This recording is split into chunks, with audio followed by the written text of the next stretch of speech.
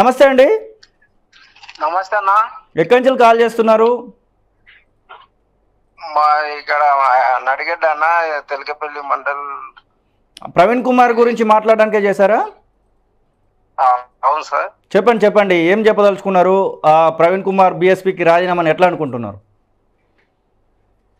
ఏదన్నా దళితులకు ఒక మంచి నాయకుడు వచ్చిండు. ఇక మా బతుకులు ఏదో ఇప్పుడు కాకుండా కొంత ముందు ముందు స్టార్టింగ్ కొద్దిగా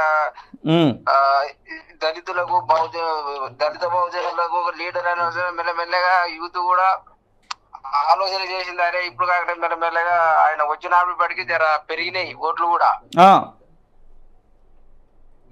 పెరిగినాయి. ఏమైందో మళ్ళా మొన్న పోయినోడు అట్లా మొన్న ఇది ఎమ్మెల్యే ఎలక్షన్ లో పోయినా కానీ బాగుంటుండే, ఇప్పటికో పదవి అనొచ్చు. అటు కాకుండా ఇప్పుడు మళ్ళీ ఏదో ఎంపీ ఎలక్షన్ లో పోయి పొత్తుతో ఒక సీట్ అన్న గెలుచుకొని ఏదో సిట్టసభలో ఉండి మా దళితుల గురించి బహుజనుల గురించి ఏదో మాట్లాడదాం అని చెప్పి ఏదో చేసిండు. అదే చేసి అది ఏమైందో ఆయన ఎవరు వచ్చినా గానీ జనాలను పోగేసుకుంటున్నారు. వాళ్ళ పేరు ప్రజలలో ఒక లీడర్ అన్నట్టు అట్లా జనాలను మోసం చేసి లోపల ఏం జరిగిందో మరి కేసీఆర్ దగ్గర పోయి గడిలలో ఏం మాట్లాడుకో ఏం సీకటి ఒప్పందాలు ఏం చేసుకున్నారు.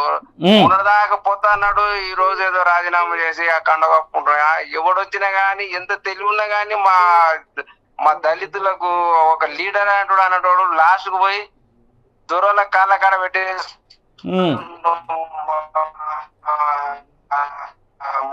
మీ దగ్గర సిగ్నల్ సరిగ్గా లేదండి. చెప్పండి చెప్పండి. తెలివైనోడు మంచి అనుభవం ఉన్నోడు ఆ చేరు పెట్టేది పిల్లల గురుకుల పాఠశాలలో మంచి చదివి ఎక్కువ మారుమూల ఉన్న పిల్లలను మంచిగా ఒక స్థాయికి తీసుకొచ్చిన అని మేము బాగా ఆయన మీద ఆశ పెట్టుకున్నాం. అలాంటి మనిషి ఇప్పుడు ఏకంగా ఒకటేసారి దూర కాళ్ళ దగ్గర అంటే ఇంకా మేమేమనుకోవాలి సార్, ఇంకా మాలాంటి వాళ్ళు ఎవరు వచ్చినా కానీ వాళ్ళు ఎదిగి మొత్తం పైన మన వాళ్ళ దారే చూసుకుంటుర్రు. ఓకే ఓకే అండి, అర్థమైంది మీ అభిప్రాయము. ఖచ్చితంగా మరి ఈ విషయంలో మాత్రం ఆలోచించాల్సిందే. ఎందుకంటే ఎవరు వచ్చినా కానీ పదవులు తీసుకొని మారుతున్నారు అనేటువంటి మాటనైతే చెప్తున్నటువంటి సందర్భం అయితే మనకు కనబడతా ఉంది. ఇంకా కొంతమందితో మాట్లాడదాం, చాలామంది మాట్లాడడానికి అయితే. చెప్పండి అన్న. ఈయనేదో నార్గా నియోజకవర్గంలో గెలుస్తా అని ఏదో ఆశ పెట్టు, అది కానీ కేసీఆర్ సార్ ఇతన్ని బగ్రా చేసి పడేసిండు. ఒక్క సీటు కూడా గెలవడు. ఈయనకున్న అభిమానులు కూడా మొత్తం ఒక ఓటు కూడా వేయనియరు. ఎట్లా ఎలక్షన్ బీఆర్ కి ఎట్లా రిజల్ట్ వచ్చిందో ఈయన కూడా ఇప్పుడు అదే ఏదో మబ్బి పెట్టి ఏదో చేసిండు మొత్తం. కానీ మరి మా సార్ ఎట్లా ఒప్పుకొని ఎట్లా చేసిండు కానీ ఒక ఓటు కూడా వేయడు, ఏ ఎన్ని ఇయర్ కూడా. ఓకే ఓకే అన్న, ఓకే.